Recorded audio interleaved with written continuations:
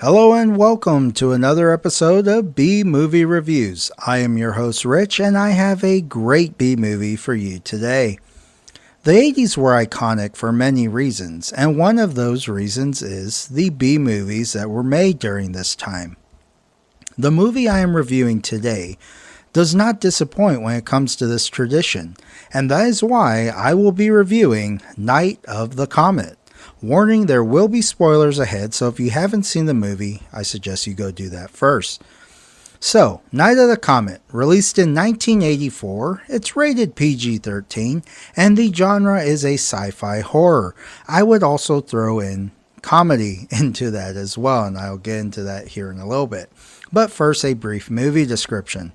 After a rare comet sighting, teen sisters Regina, played by the beautiful Catherine Mary Stewart, and Samantha, also played by the beautiful Kelly Maroney, find that they're among the only survivors of a zombie attack. The girls partner with another survivor, Hector, but as they try to avoid the zombies, they're sought out by scientists who want to experiment on their bodies in the hope of finding an antidote. Dodging both the doctors and the undead, they keep moving in the hope that they can continue to stay alive. So, what is the premise of this movie, right? A comet that hasn't been seen since the time of the dinosaurs is going to be passing by Earth again. Regina and her sister Samantha, are some of the last people alive after the comet passes. And the comet has either turned everyone to dust who was out watching the comet, or people that were semi-exposed, it made them into zombies. Now, luckily, Samantha and Regina and Hector were shielded by metal, so they were not affected by this transformation. So the girls are kind of don't know what to do after they're trying to understand what happened. Samantha's kind of in denial, and Regina and her hear this broadcast on the radio station, playing music and doing their morning routine. And so they decide, hey, look, let's go over there and see if anybody's there. Maybe we can get some help or whatever. So in the process, the girls meet Hector, who's also a survivor as well. And then the girls and Hector have to survive against zombies and some mad scientists who want to use them for their bodies.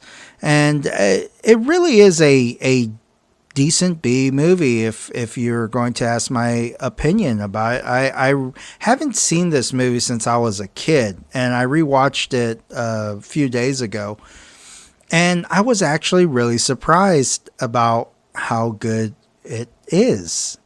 And so that brings me to what actually made this a B movie. Well, first and foremost, it's always budget, right? Now, I looked on the internet and I've heard different things. I heard a guy who was reviewing this say that the budget was only $700,000 for this movie. Now, maybe that's all they used. I'm not sure, but the actual on the internet, from what the power of Google will tell me, is that it was a $3 million budget, okay, which is not a lot. That technically is a low budget film compared to something like The Avengers, which maybe is a $50 million project, right, or more. So probably more. But anyways, $3 million, that's what I'm going with. That's what the power of Google said. Our Google master said it was $3 million. It only grossed at the box office $14.4 million. So it didn't do exceptionally well. It did okay. I mean, it wasn't the greatest. At least they made their money back. But it really didn't do that great. But there were some things that were going against this movie right from the start. And part of that was that the movie was overshadowed by Nightmare on Elm Street that came out like the week before this one, and The Terminator, which came out a week before Nightmare on Elm Street. So it had these really two big box office movies it just got swallowed up in mediocrity because everyone went to go see the Terminator or Nightmare on Elm Street, and Night of the Comet kind of fell at the wayside. But it wasn't until after the movie came to video and then later to DVD and stuff like that that the movie really actually got a lot more appreciation and grew to become a cult classic.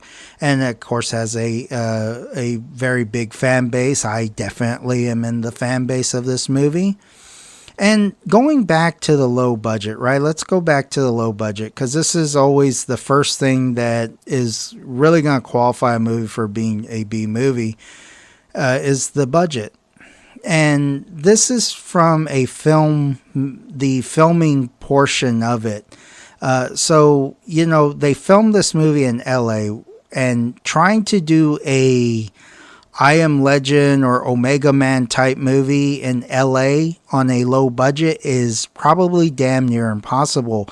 But the filmmakers, God bless them, had really did try to do their best to get shots of Los Angeles during times where there were not a lot of people around. But unfortunately, like in some of the long distance scenes, you'll see people walking. There's like a scene where they're showing like the sky because they did this special effect with the sky to make it red, probably through a filter or something like that. And there's some window washers on one of the buildings. So they have this like upward angle shot of the sky, and they got some of the buildings there as well. And it's to try and make it look like it's deserted, there's no one around, but there were some window washers up there on one of the buildings. And then there was another shot where they were trying to show like a deserted area of the streets, and there's somebody walking down the street way in the distance. So I think honestly though the movie it wasn't that bad because I didn't even notice that until I saw somebody say something about it. Say, oh, there were actually people. They couldn't get. They didn't have the budget, I guess, to be closing down roads and permits and stuff like that. Because I guess that stuff can actually be pretty expensive. And the fact that they rented out the mall. So there's a scene in a mall where it's the Sherman Oaks Mall, and a lot of movies have been filmed there, but they had to rent this mall out, and I'm guessing they did it when the mall was closed because they had to make it seem like everything's deserted, and they had set up special props in there and set design because they have a gunfight in this place, and of course you have glass breaking and things blowing up, kind of, and so this was probably where a lot of the budget went. Plus, there's different film locations as well. So it's not like this was all shot in one place or one soundstage area and they're able to build sets. Really, they were filming on location for most of these places. So, this stuff can get really expensive. That $3 million budget can get sucked up pretty quick, and not in a good way. Okay, anyways, so a lot of the filming, from my understanding, my research into this, a lot of the filming actually had to be done on Christmas Day when most people were at home and most stores were closed during this time period. So, I mean, that's smart. That's just smart filming. If you know that you have a low budget, but yet you want to get certain scene shots because they have quite a few of like deserted streets or deserted freeways and stuff like that. So you're going to want to get certain shots where of the city where no one's going to be driving on a particular day. Well, how about Christmas Day? Most people are not driving on Christmas Day, or especially in Christmas morning. So that was that definitely does categorize this as a B movie, was the low budget, but I think they did an absolutely fantastic job when it comes to the usage of their money and the special, like the creature effects that they use, the creature makeup they use for the zombies, I thought was really good as well. So they spent some money in that area. And I think that really played very well for the movie. Now, the other thing that makes this a B movie is the cheesy dialogue. Now, this movie actually really wasn't that bad with it. It had a few little coin phrases here and there that definitely made it a B movie. But believe me, I've seen a lot of shitty movies in my time, and this one by far is not terrible. Okay, I have seen a lot of shitty movies, and this is one of those movies that the dialogue is surprisingly decent. It's written decently. Yes, there are a few things, but that's part of it, because this goes into the next thing why this is a B movie, is because it's meant to be funny sometimes, right? The dialogue is meant to be funny sometimes. It's meant to be it's not meant to be taken seriously 100%. That's obvious what the filmmaker was trying to do.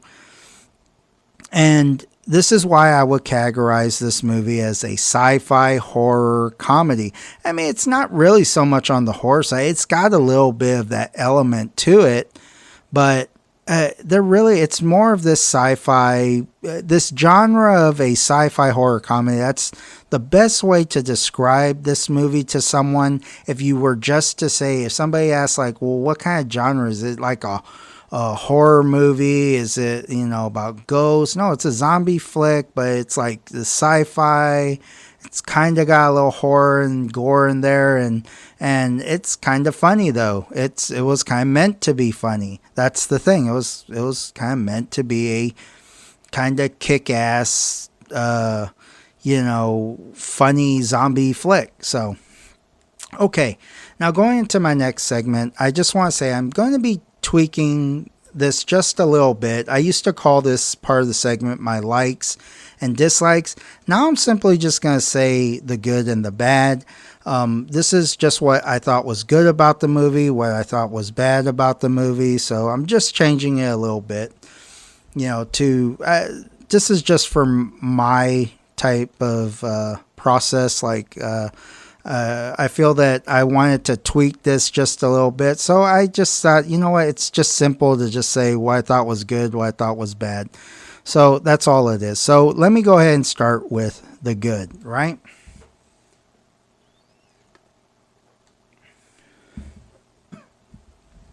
Okay.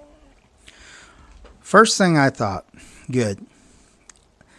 This was not a typical gore fest that I'm used to with most zombie type movies. The TNA, so the tits and ass stuff, is toned down a lot for an 80s movie, and there's only one explosion in the movie. But here's the thing.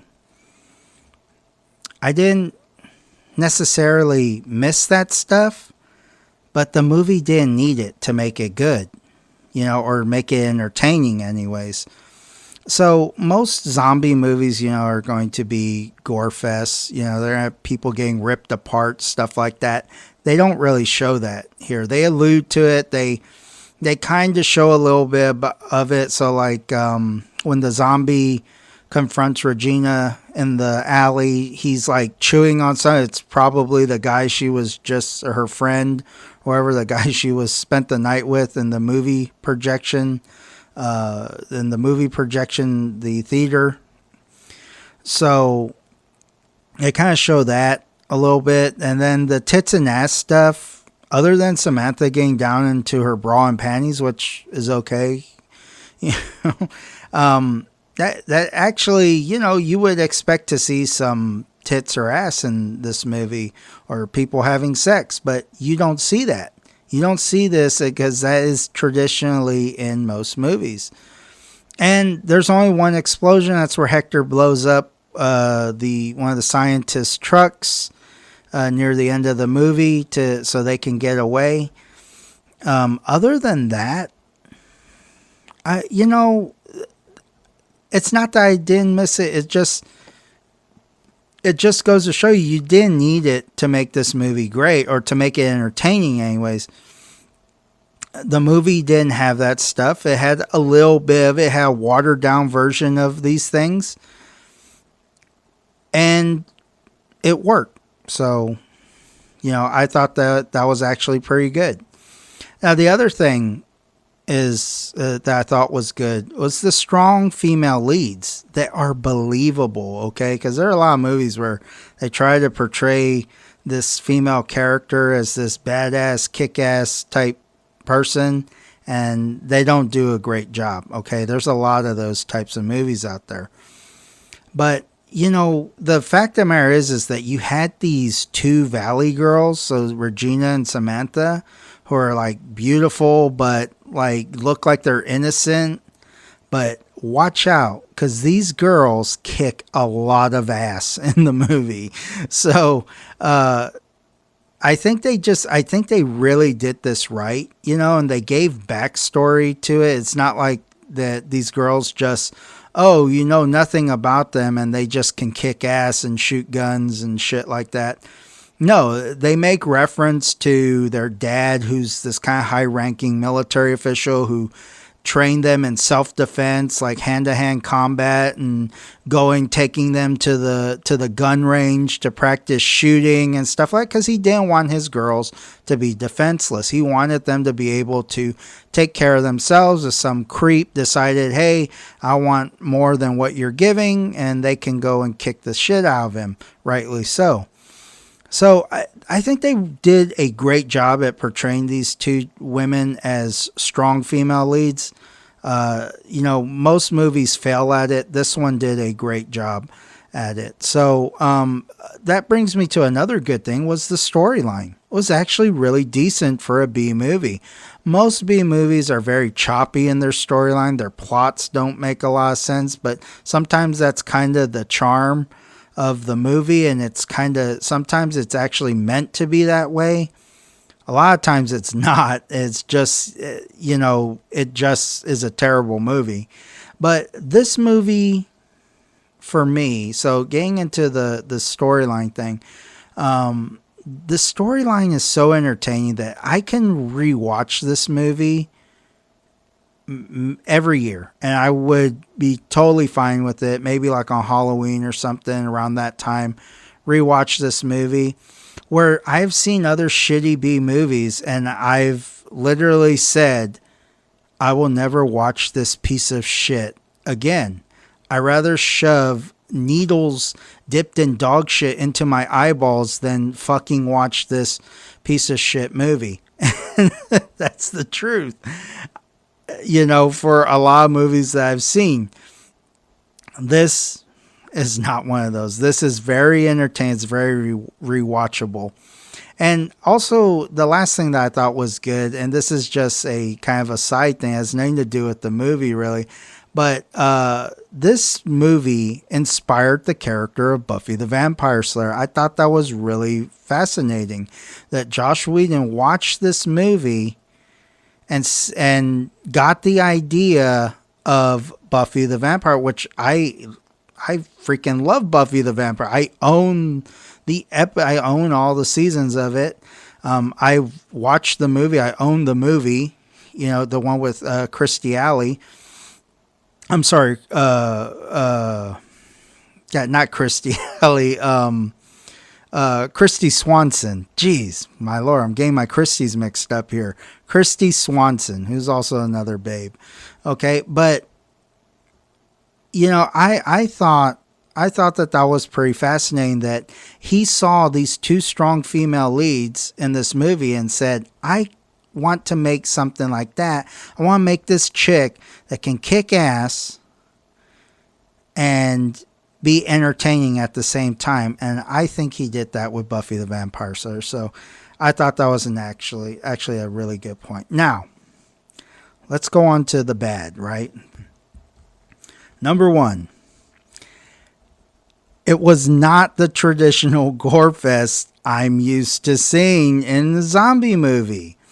I know I said it worked for the movie, yes, but when you watch a B movie, there's, especially a zombie movie, there are certain expectations, right?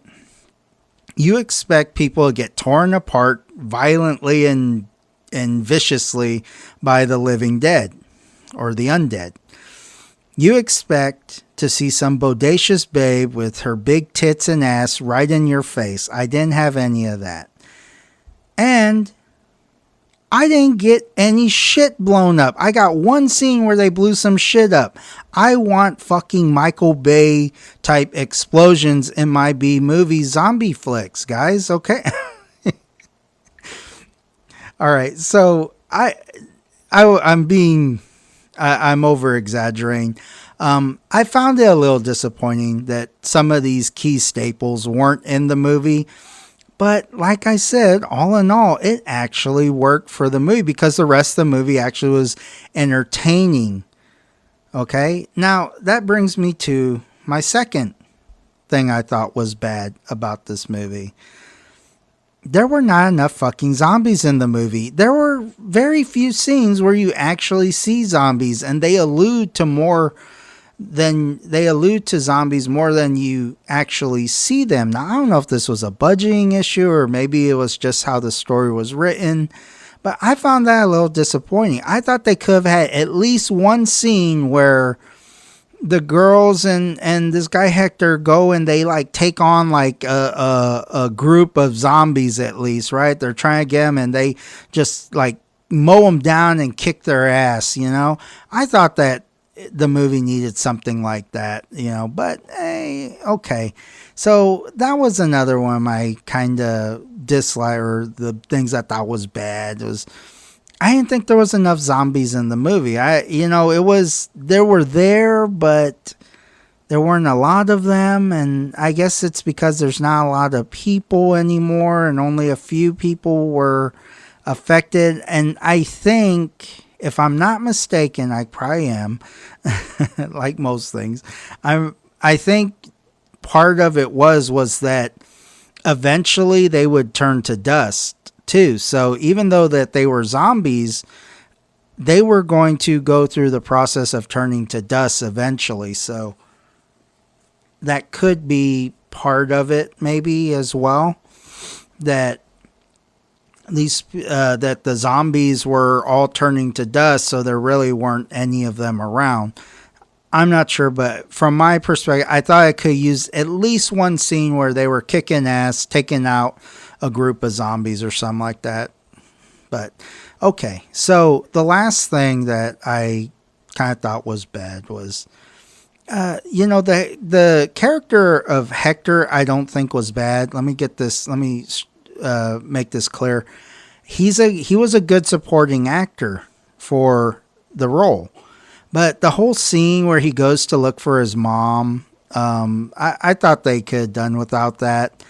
No one really cares at this point, who this guy is or what, or why he has to go. We understand, okay, he's gonna go check on his mom or whatever, and he gets there, and of course, come find out that she's probably dead.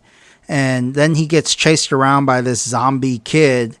And of course, doesn't even kill the zombie kid. He just kind of runs away and leaves his truck there and everything and runs away and comes back dressed as Santa Claus for the girls. Because, oh, by the way, this actually does take place during Christmas. The movie actually takes place during Christmas, if you don't know.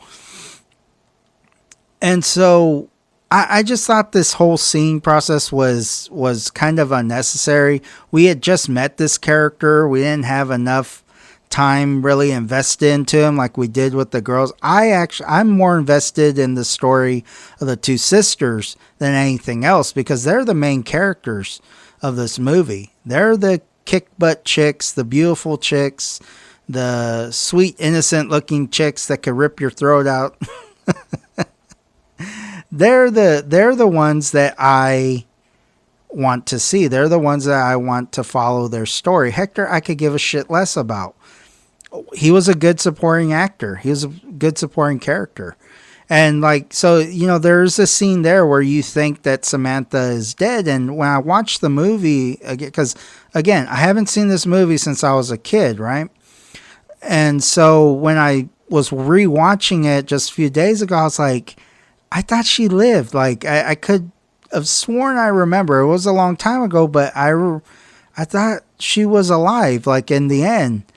And then, of course, they show that she is alive. It was just kind of a ruse that one of the scientists was playing to fake out another scientist there. And I was like, oh, geez, yeah, that makes sense. If they're going to kill anybody, kill fucking Hector. You know, no one gives a shit about him. So for me, that's what it's just, that was kind of more of a personal thing, I guess. You know, I couldn't care less about him going to see his mom or whatever. That scene really didn't make much of a difference in the movie. It didn't give us anything really to be invested in. It's just kind of a filler. So now that's going to bring me to my favorite scenes.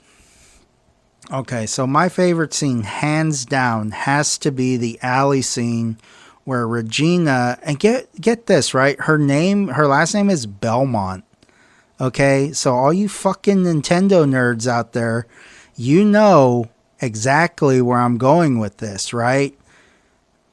Belmont is the character's name, or the last name of the character in Castlevania. So is there some kind of like tribute or some type of, maybe little tidbit there that they named this character Belmont after kind of the game? Because, she's this kick-ass character, and the Belmonts have this family heritage of fighting evil. And they, of course, the Belmont character in Castlevania, he fights Dracula, right? So I don't know. I always kind of wondered that, because I heard the name. I was like, Belmont. I said, hey, that's the character's name in Castlevania. So hey, maybe there's some there. Plus, Regina liked playing video games. I don't know. Maybe. So I just thought that was kind of this tidbit maybe they were throwing to the actual Castlevania series of games there. So, but anyways, getting distracted here. The alley scene where she's cornered by a zombie, right? And she, at first, she's doing all the typical, I'm scared, I don't know what the fuck is in front of me, this guy looks seriously fucked up, and he's telling me to come here, and no. So she's kind of, she has the keys to this motorcycle, and of course she does the typical thing that most people do in horror movies. She fumbles the keys, she loses it or throws them. And now this actually might be might actually be right on the money, because when people get panicked, their brains turn to shit, and they can't. They can barely move, let alone comprehend. Let me put this key in this tiny hole and turn it to try and open the door, right? So she's kind of like playing at this damsel in distress for the moment. Well, watch out. This chick's a cobra, right? And she even tells the guy, like, she tells him something along the lines like, better get away. I don't want to have to, fuck you up or whatever. And so I'm paraphrasing here. She didn't say fuck you up, but I think she said, I don't want to hurt you or something like that. But the way she says it is the way somebody who's scared and is using it like a bluff would say for somebody who's an aggressor towards them. You don't really believe it at first, like, oh, like, what the hell is she gonna do, right? But that somehow she's gonna get out of it, because the movie would end right there if she didn't. And then so the zombie comes and comes at her, lunges at her, and she then goes into kicking the living shit, or the undead shit, out of him.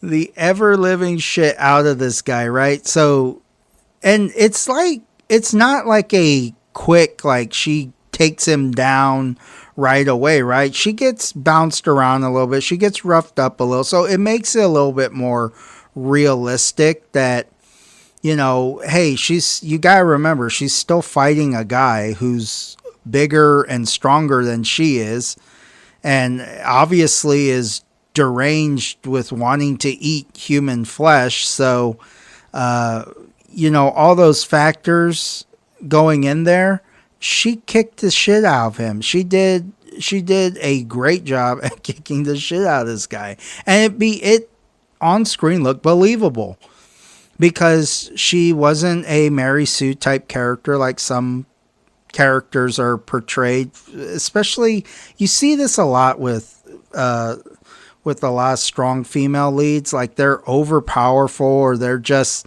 like, it's not any type of, not that this movie is realistic, but we understand that, if a 120-pound girl were to fight a 200-pound guy who, okay, this guy outweighs her by 80 pounds already, and she has no special skills or training like Regina did, she's probably going to get her ass kicked. But let's say she is trained to defend herself. She knows how to defend herself. And she has a very high probability of kicking his ass, even though he outweighs her and is stronger than her, because that is part of what self-defense teaches you. It teaches you how to defend yourself so you can defend yourself against somebody who may, in fact, be bigger than you. And a lot of times that's, from my understanding, it's kind of why the whole point of martial arts was developed, was for protection of oneself, one's tribe, one's group, against a larger or maybe a bigger menacing force. And if you had a bunch of guys that were trained in a special skill set that could fight these guys who are not trained in that skill set, who do you think's going to win? It's going to be the guys who are trained.